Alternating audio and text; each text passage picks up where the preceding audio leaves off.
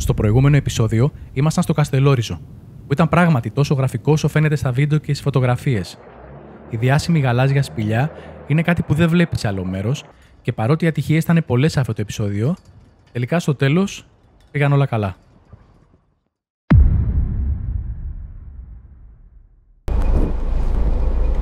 Βρισκόμαστε τώρα στο θαλάσσιο τμήμα ανάμεσα στη Ρόδο και στην Κάρπαθο.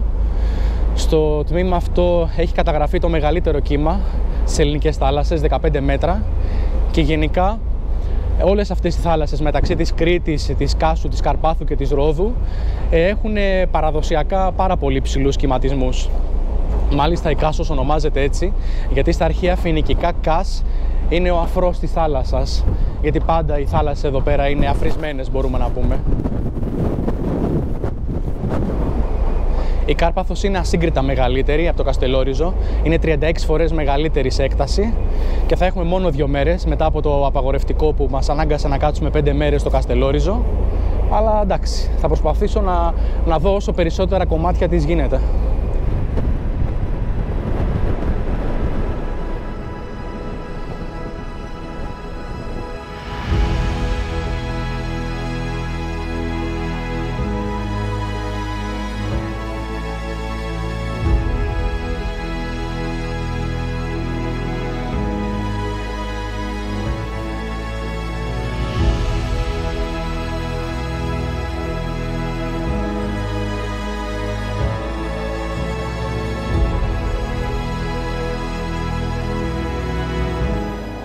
Λοιπόν, αυτή η αίσθηση που είχα καθώς πλησίαζα το νησί είναι ίδια με αυτή που έχω τώρα στα πρώτα μέτρα. Άγρια ομορφιά. Αυτό δεν μπορώ να το πω διαφορετικά. Έχει μια αγριάδα το τοπίο. Βασικά δεν έχει καθόλου κόσμο. Έχει πολύ αέρα. Τα δέντρα γύρω μου τα βλέπω να είναι μόνιμα πλαγιασμένα από τον πολύ αέρα. Έχει κοφτερά σκούρα βράχια. Πολύ άγρια ομορφιά.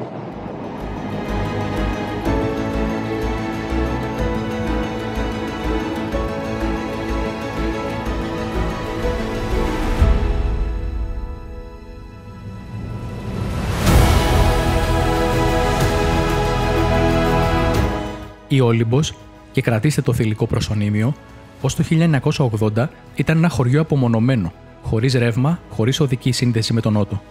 Μητριαρχική κοινωνία, στην οποία οι γυναίκες έπαιρναν τις αποφάσεις και που δεν κληρονομούσαν όλα τα παιδιά τους γονείς, παρά μόνο η μεγαλύτερη κόρη, η οποία είχε και την ευθύνη για τους υπόλοιπους.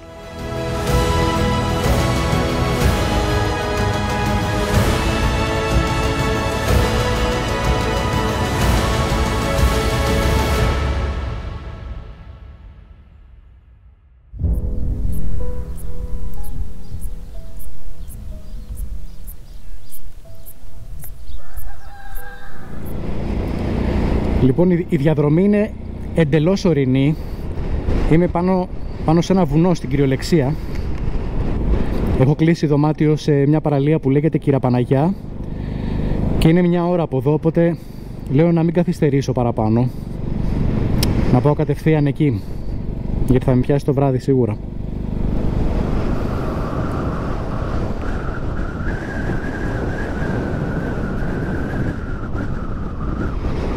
Τώρα εδώ και λίγη ώρα οδηγάω σε μια διαδρομή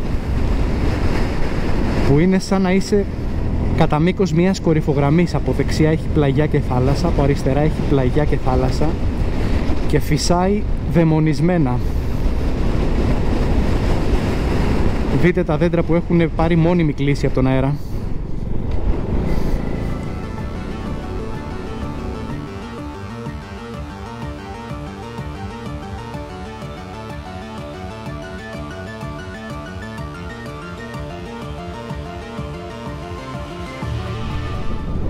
Εντάξει, πραγματικά όμως αναρωτιέμαι πώς άνοιξαν αυτό το δρόμο.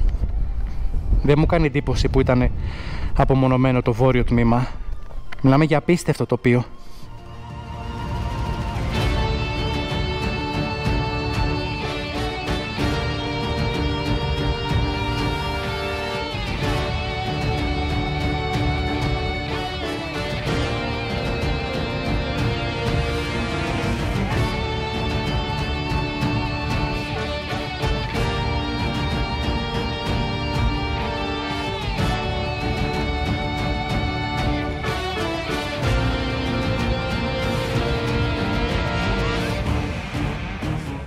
Λοιπόν, τώρα δεν ξέρω αν βλέπετε κάτι, γιατί έχει σκοτεινιάσει αρκετά.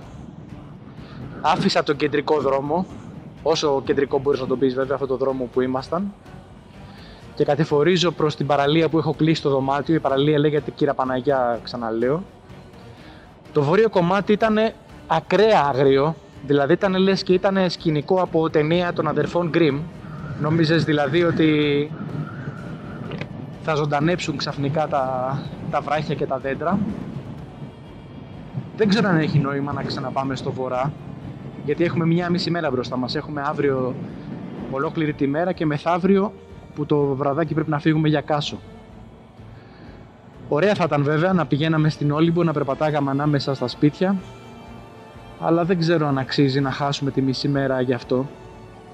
Από την άλλη, Κάρπαθος έχει πάρα πολλές παραλίες, σε αντίθεση με το Καστελόριζο που δεν είχε καμία, οπότε ίσως πάμε να εξερευνήσουμε μερικές παραλίες. Και παρότι είμαι ακόμα λίγο κρυωμένος, αν ο καιρός μας κάνει το χατήρι, να κάνουμε και καμιά βουτιά, γιατί να γυρίσουμε από τα νησιά στην Αθήνα και να μην έχουμε κάνει ένα μπάνιο, δεν λέει. Λοιπόν, πάω να βρω το δωμάτιο. Δεν ξέρω αν θα τα πούμε σήμερα και θα τα ξαναπούμε σίγουρα αύριο με το φως της μέρας.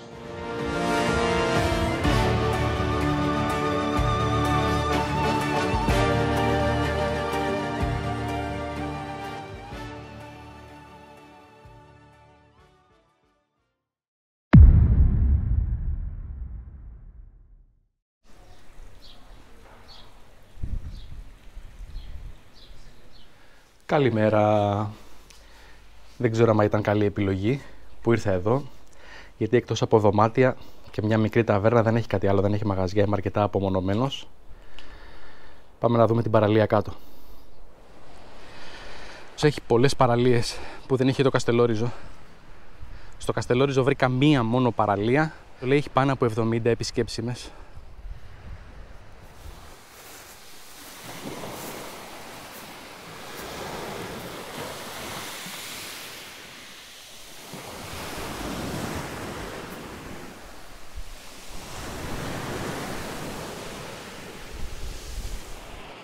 Λοιπόν, στο βόρειο κομμάτι του νησιού, από ό,τι είδα, φυσάει πολύ σήμερα, πιο πολύ από χτες.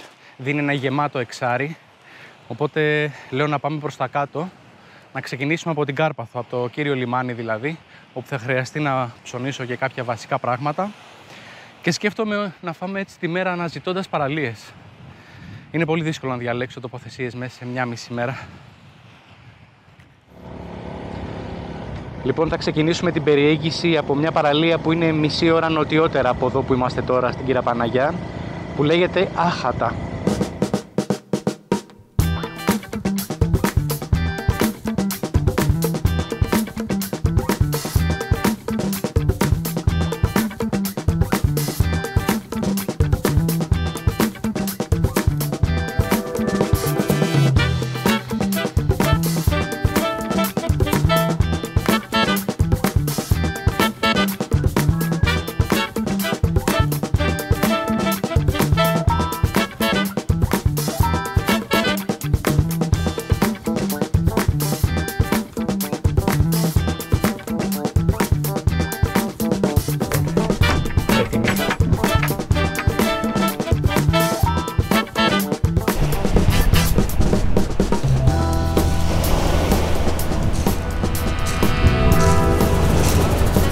Εγώ ακόμα δεν είμαι τελείως καλά, αλλά δεν μπορώ να κρατηθώ. Μου φαίνεται κάτι ξέρανε στην Όλυμπο που είχαν μητριαρχία. Ορισμένες φορές, εντάξει, οι άντρες δεν σκεφτόμαστε τις συνέπειες, αλλά δεν γίνεται να κρατηθώ.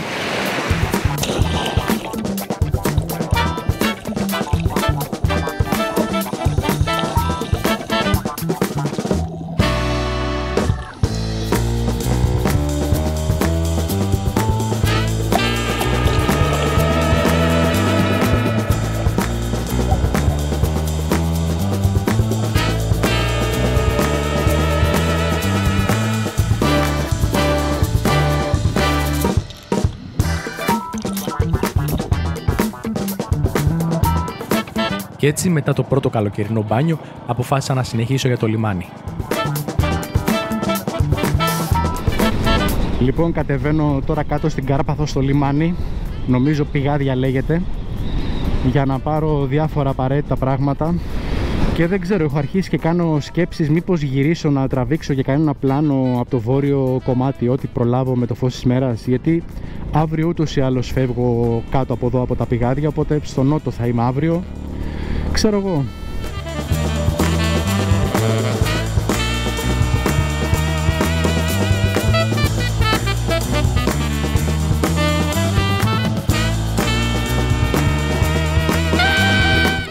Λοιπόν, αυτό θα κάνω τελικά.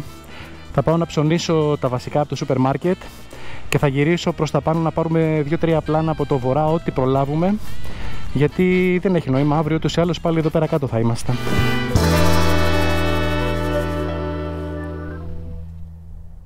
Στα Πεύκα τώρα βλέπω την ακτογραμμή της Καρπάθου στο βορρά και εντάξει, είναι γεια σας η κατάσταση. Ευτυχώς που βρήκαμε αυτό το σημείο να σταματήσουμε να το δείτε κι εσείς.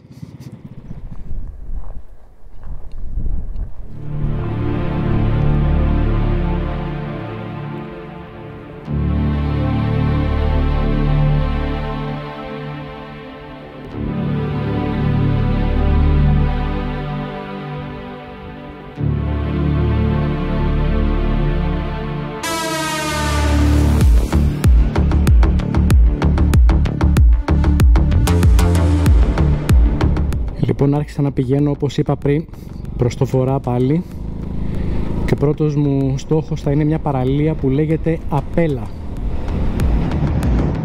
Όσο ανεβαίνω πιο βόρεια, όντως φυσάει συνέχεια όλο και περισσότερο. Και το τοπίο, το είπαμε, είναι τελείως διαφορετικό από τον νότο. Είναι λες και είναι άλλο νησί.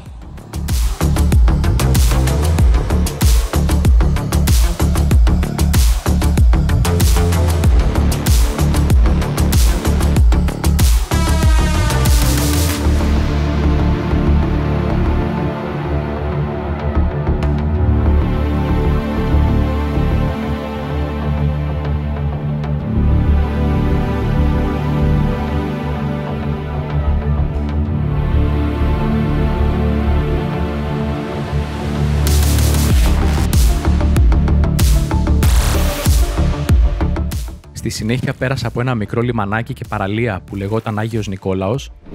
Μου θυμίζει λίγο την ανατολική ακτή της Κρήτης, αλλά εδώ πέρα είναι ακόμα πιο άγριο το τοπίο.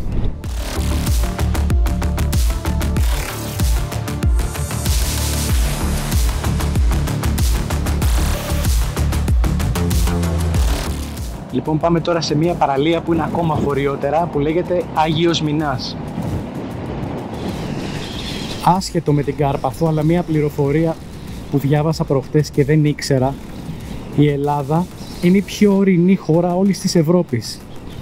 Δεν εννοώ ότι έχει τα πιο ψηλά βουνά που τα έχει η Ελβετία, αλλά εννοώ ότι σαν ποσοστό του εδάφους, το οποίο είναι βουνά, η Ελλάδα είναι η πιο ορεινή χώρα. Το 80% του εδάφους είναι οροσειρές. Και ακολουθούν η Νορβηγία και η Αλβανία με 70%.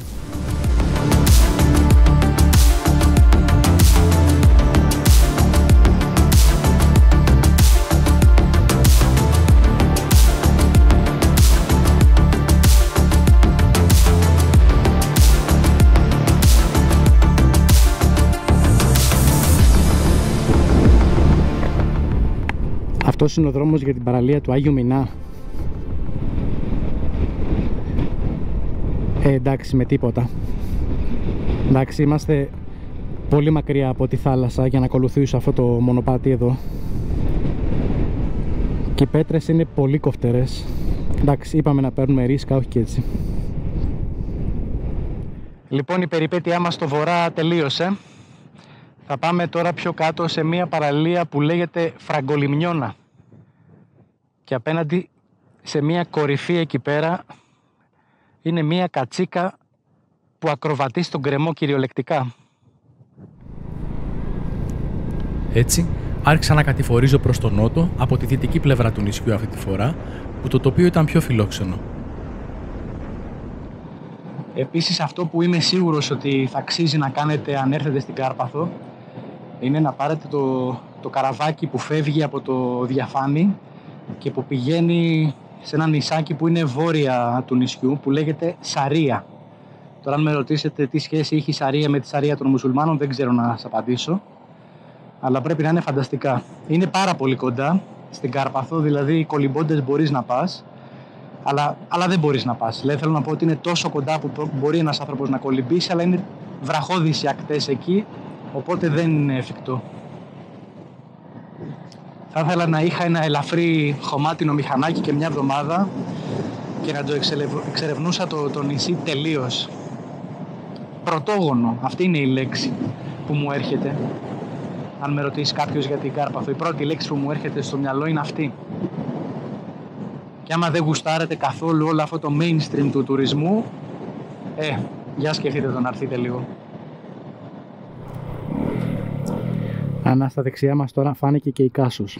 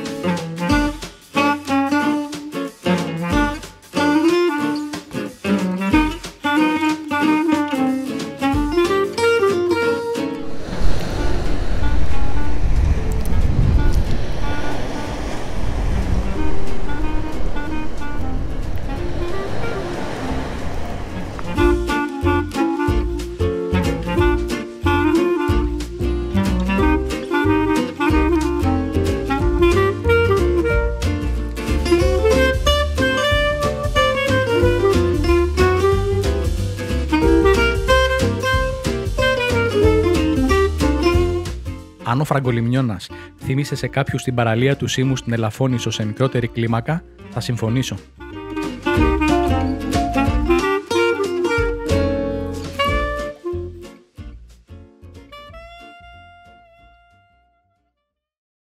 Λοιπόν, είναι πιο καλή μέρα η σημερινή, πιο καλοκαιρινή. Το καράβι μας φεύγει το βράδυ για Κάσο, οπότε θα περάσουμε όλη τη μέρα στο δρόμο. Λέω να την περάσω σε παραλίες στο νότο. Λοιπόν, φύγαμε.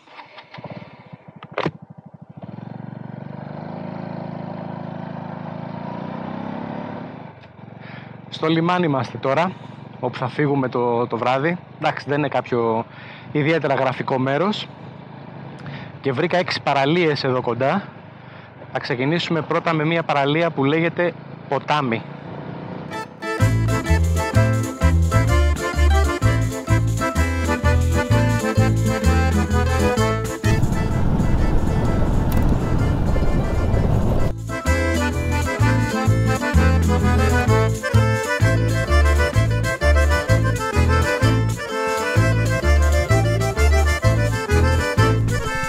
Λοιπόν, η πρόσβαση είναι πολύ δύσκολη, είναι πολύ έντονη κλίση και έχει πολύ σαθρό έδαφος.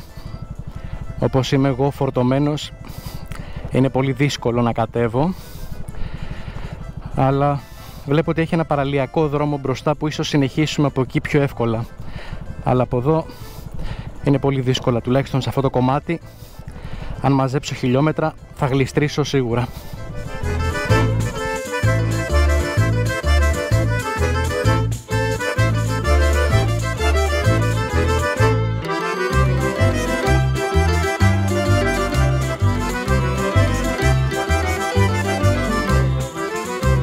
Δεν είχα σκοπό βέβαια να κάτσω στην πρώτη παραλία που θα έβρισκα, οπότε άφησα τους λίγους γυμνιστές στην ησυχία τους και συνέχισα.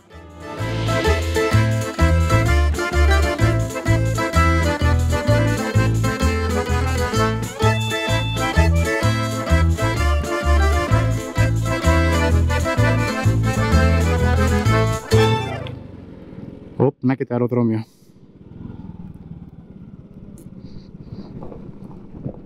Θυμάμαι ότι έχει κάτι παραλίες όπου θα πάμε εκεί κοντά.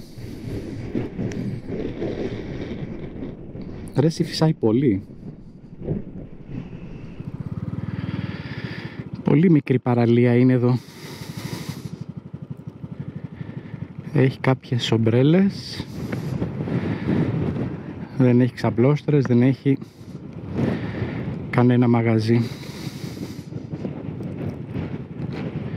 Κανείς δεν είναι.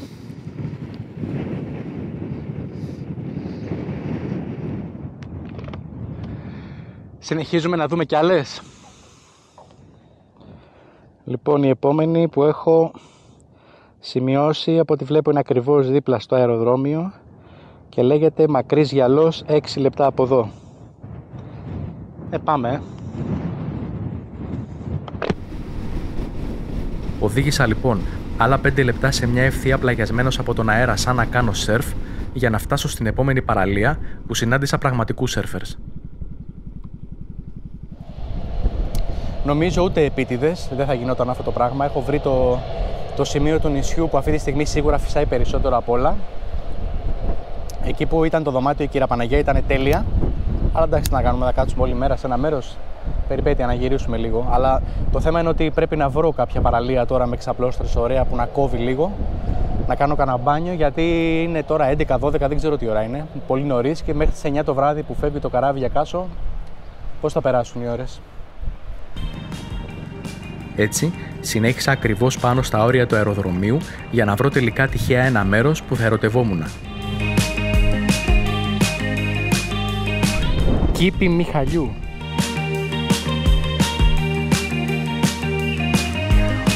Βρήκα ένα μέρος με διαδοχικές παραλίες που χωρίζονταν από βράχους, με άμμο, ελάχιστο κόσμο και με φυσική σκιά από τα πετρώματα που σχημάτιζαν καμπυλωτά υπόστεγα σε όλο το μήκος της ακτογραμμής.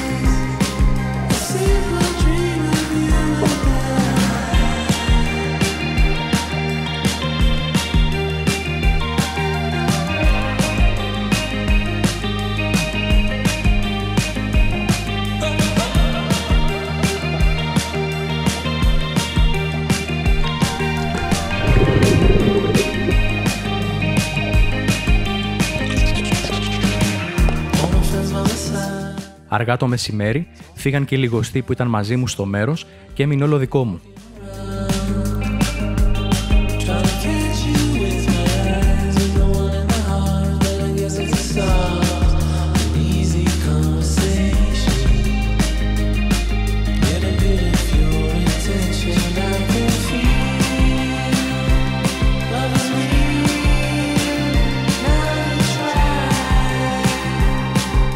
Εν τω μεταξύ τα βράχια από πάνω μου είναι γεμάτα κοχύλια.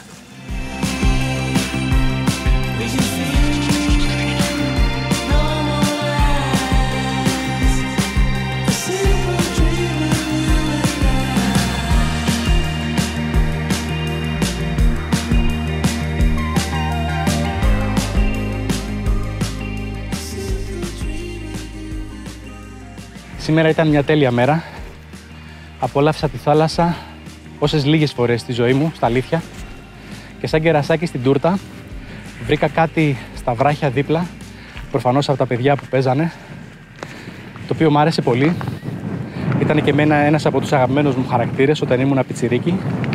Το θεώρησα σημαδιακό και αποφάσισα να γίνει η μασκότ σε όσες περιπέτειες είναι να έρθουν ακόμα.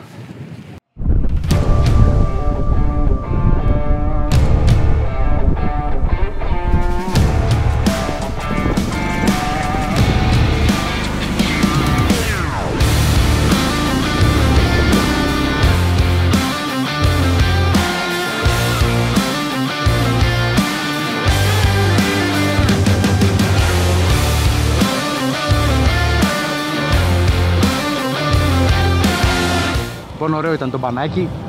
Πάμε να κάνουμε καμιά βόλτα όμως, γιατί δεν έχουμε καθόλου χρόνο.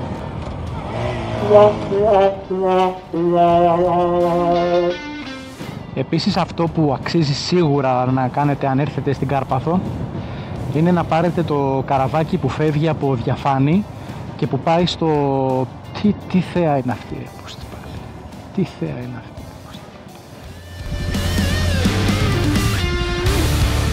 Πάντως να πω την αλήθεια, με χαλάει που βλέπω στα νησιά να είναι γεμάτες οι θάλασσες από Γερμανούς, Γάλλους, Ιταλούς και να μην βλέπω Έλληνες.